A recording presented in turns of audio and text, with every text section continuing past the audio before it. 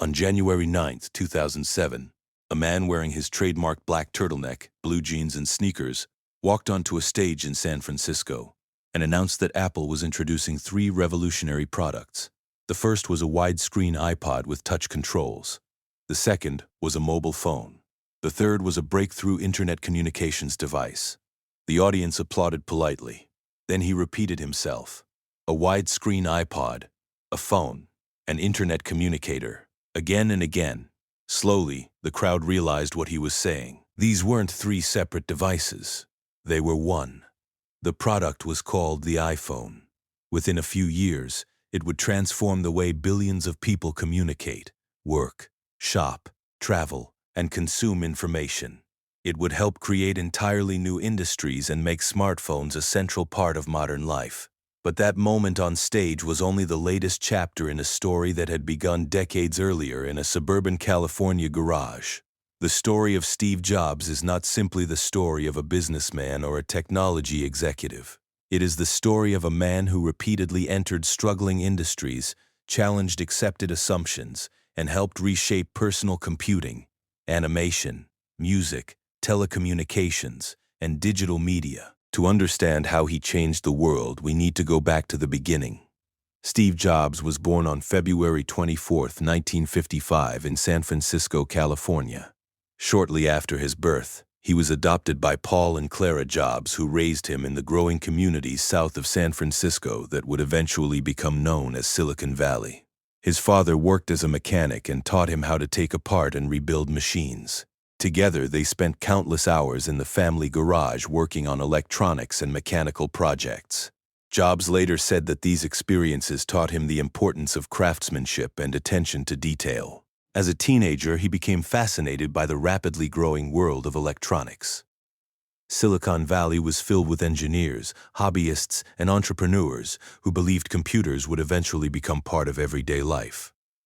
Jobs was surrounded by that culture and quickly became absorbed in it. One of the most important moments of his life came when he met a slightly older electronics genius named Steve Wozniak.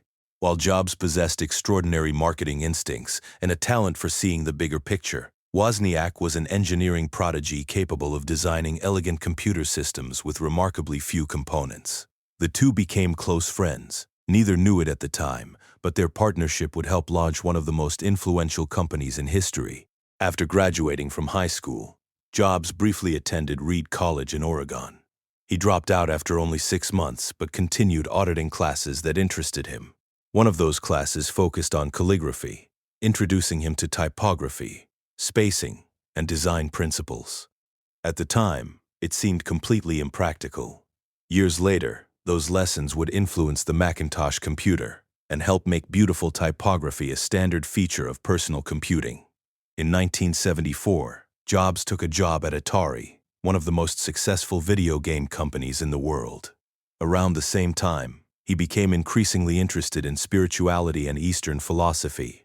Seeking answers beyond technology, he traveled to India and spent months exploring Buddhism and meditation. The trip had a profound impact on him. The minimalist philosophy he embraced would later become a defining characteristic of Apple's products. Jobs believed that simplicity was not the absence of complexity, but the result of mastering it. By the mid-1970s, personal computers were largely limited to hobbyists and engineers. Most people had never seen one and certainly didn't own one.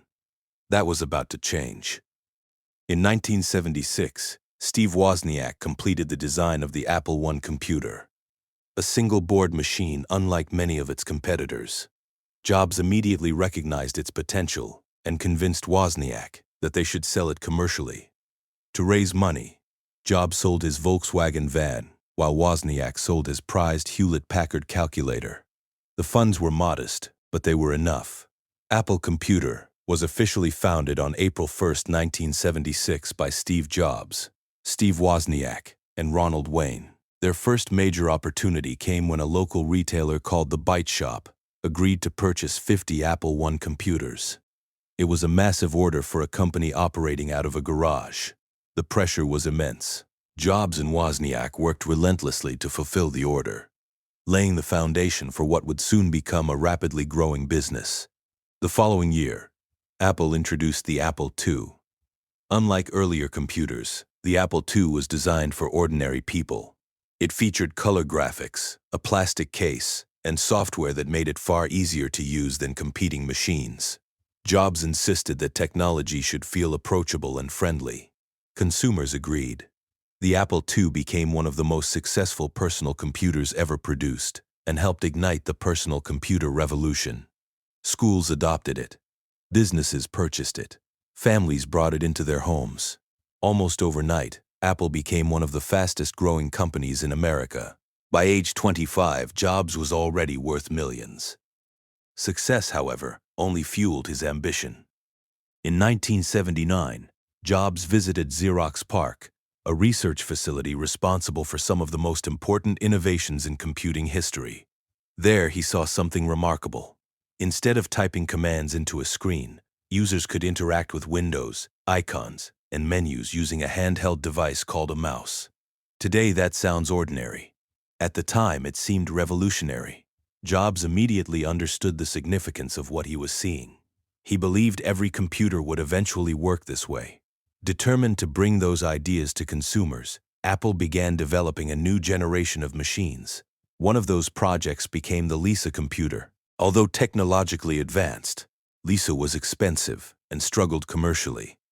Yet it provided valuable lessons that would shape Apple's next product. That product was the Macintosh.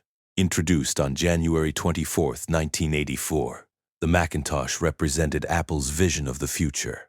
The launch was accompanied by a now famous Super Bowl commercial that portrayed Apple as a rebellious force challenging the status quo.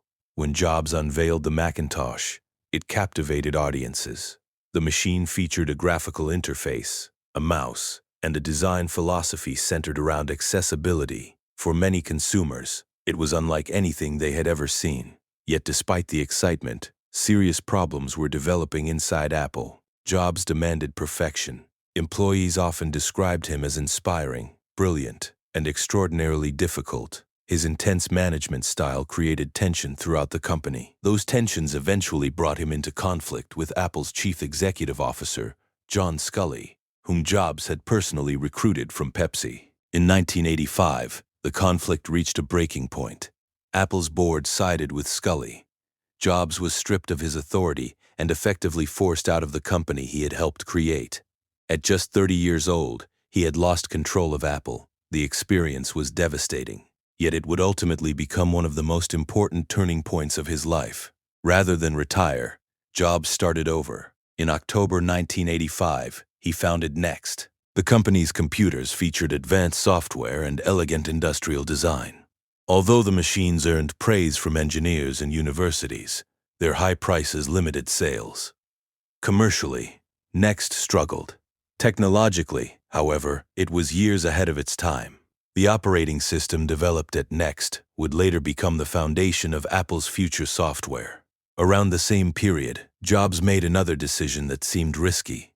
In 1986, he purchased a small computer graphics division from Lucasfilm. The company was renamed Pixar. At first, Pixar struggled to make money. Years passed without major success.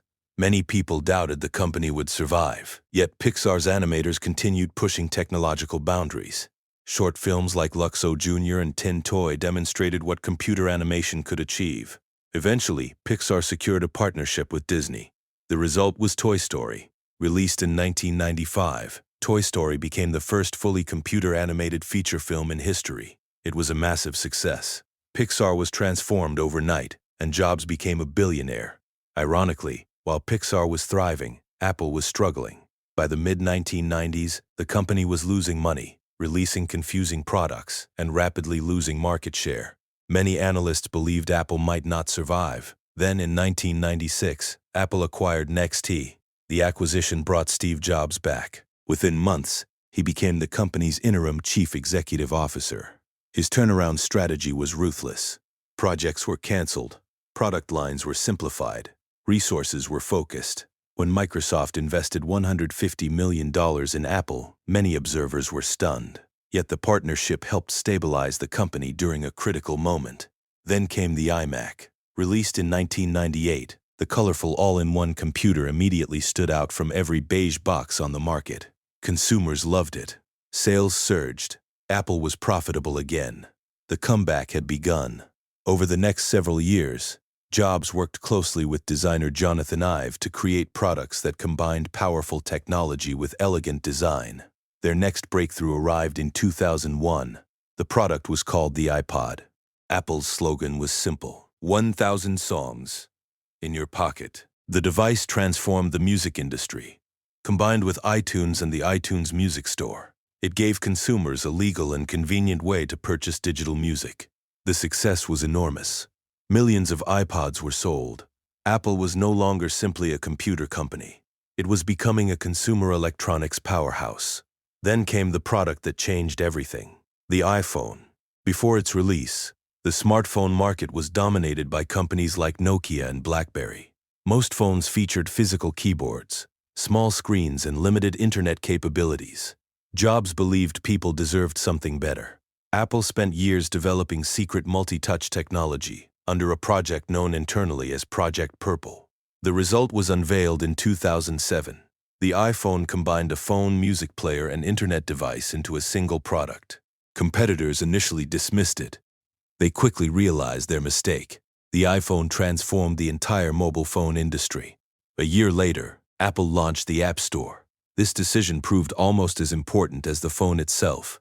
Developers could now create software for millions of users around the world. Entire industries emerged.